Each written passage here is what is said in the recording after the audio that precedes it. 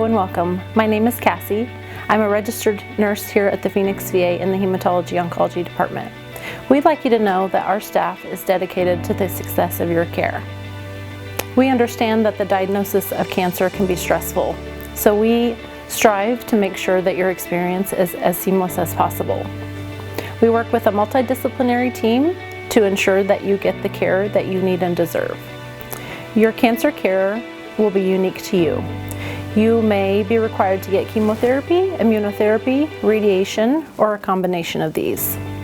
If you are required to get chemotherapy or immunotherapy, this will be done in our outpatient infusion clinic. We have specially trained, experienced nurses that will be providing your care. Your safety and care are important to us, so you will be required to have lab work done prior to every treatment that you get. We also want to remind you that multiple visitors and children under the age of 18 are discouraged from coming into the infusion clinic for safety reasons. We encourage you during your treatment and during your journey to call our clinic at any time with any questions or concerns you may have, because we want to be here with you every step of the way. Hi, my name is Lisa Terry. I'm the oncology social worker.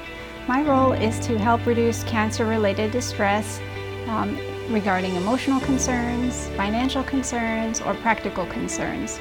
I can also help you with advanced directives, which is like a living will and healthcare power of attorney, and I can help link you to community resources that might be helpful to you. In terms of emotional support, we offer a wide variety of options to assist you in coping with a cancer diagnosis. We have cancer support groups, and we also offer individual counseling.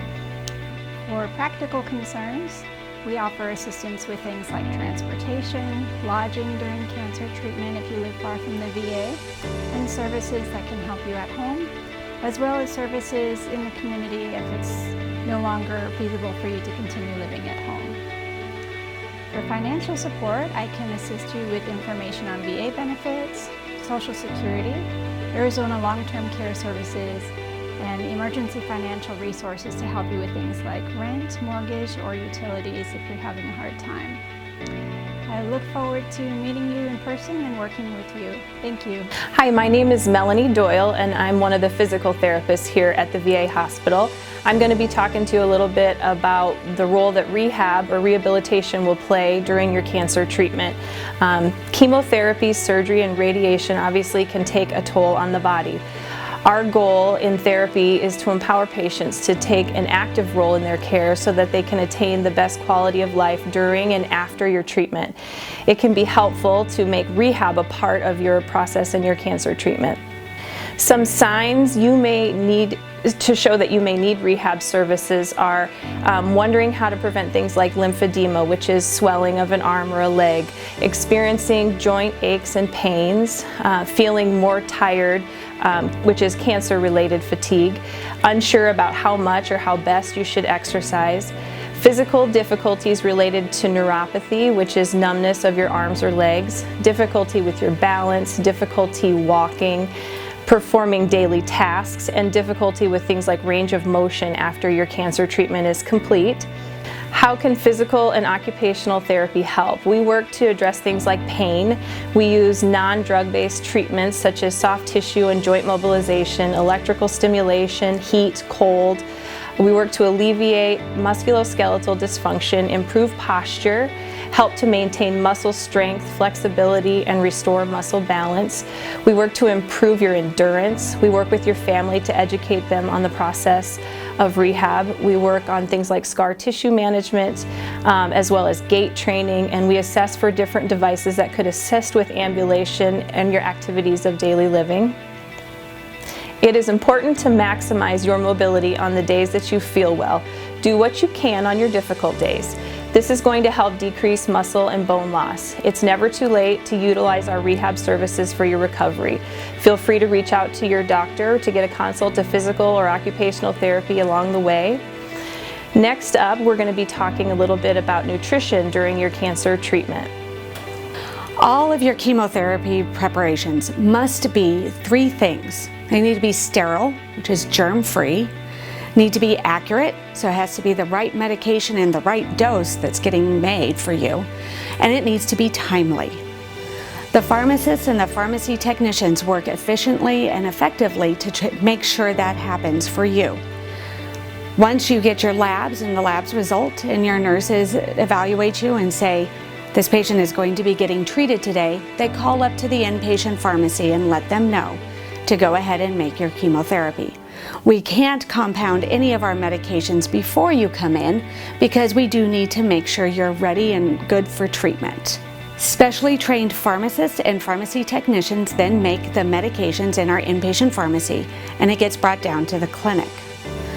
It's important to note that it can take between 20 and 40 minutes sometimes to make one chemotherapy dose, depending on what the medication is and how it gets prepared. Just know that your pharmacists and your pharmacy technicians are working quickly and efficiently to make sure you have the safest delivery of your medications possible.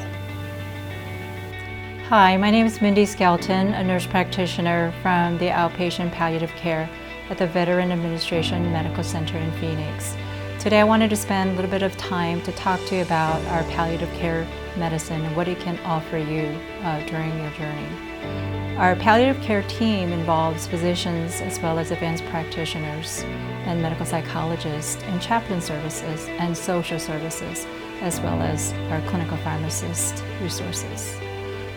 Palliative care is a program that is available for all veterans that are suffering with serious or even complex chronic illness.